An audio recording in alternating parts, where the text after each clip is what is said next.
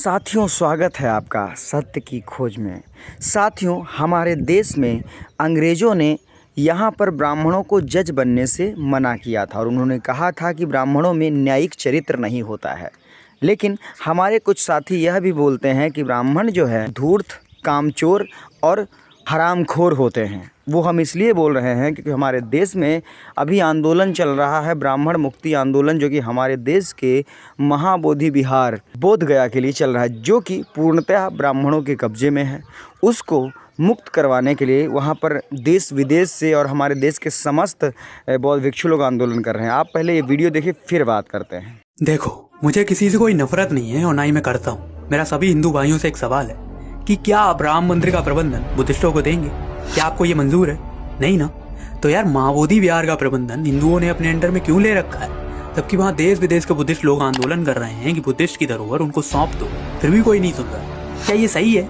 किसी भी हिंदू धर्मग्रंथ में नहीं लिखा है कि आप किसी और की धरोहर पर कब्जा करो। भाई, महाबोधि विहार तो सबसे ज्यादा इंपॉर्टेंट प्लेस है बुद्धिस्टों के लिए।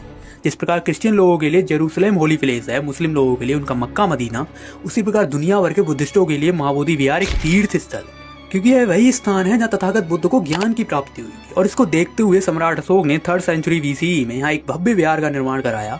उसके बाद सभी मौर्य सम्राटों ने इसकी देखरेख की, फिर गुप्ता काल में इसे और बेहतर किया गया, फिर राजा कनिष्क ने इसको और विस्तृत किया। इसके बाद जितने भी राजवंश हुए उन सभी ने इस विहार की देखरेख की।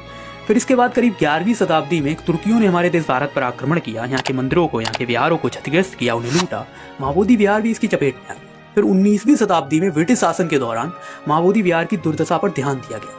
अलेक्जेंडर कनिंघम एंड बोर्ड ने सबसे ज्यादा योगदान दिया महाबोधि विहार की स्थिति को सुधारने में। वर्तमान में महाबोधि विहार की जो भी स्थिति है उसमें अलेक्जेंडर कनिंघम का बहुत बड़ा योगदान। फिर इसके बाद हिंदू महंतों ने इस विहार को अपने नियंत्रण में लिया।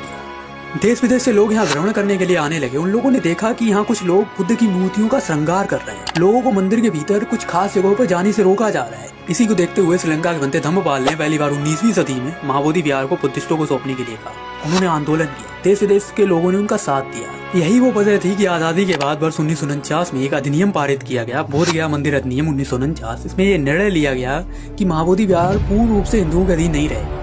9 सदस्यीय समिति बनाई गई, जिसमें 4 हिंदू और 4 बुद्धिस्ट शामिल किए गए, और एक अध्यक्ष पद गया के जिलाधिकारी को दिया, और ज्यादातर ये जिलाधिकारी हिंदू ही होता है। वर्तमान में स्थिति ये है कि बुद्धिस्ट लोग मांग कर रहे हैं जिस प्रकार हिंदू मंदिर जैसे राम मंदिर की प्रबंधन समिति में सिर्फ हिंदू ही लोग होते हैं, उसी प्रकार महाबोधि विहार की प्रबंधन समिति में सिर्फ बुद्धिस्ट लोग ही होने चाहिए।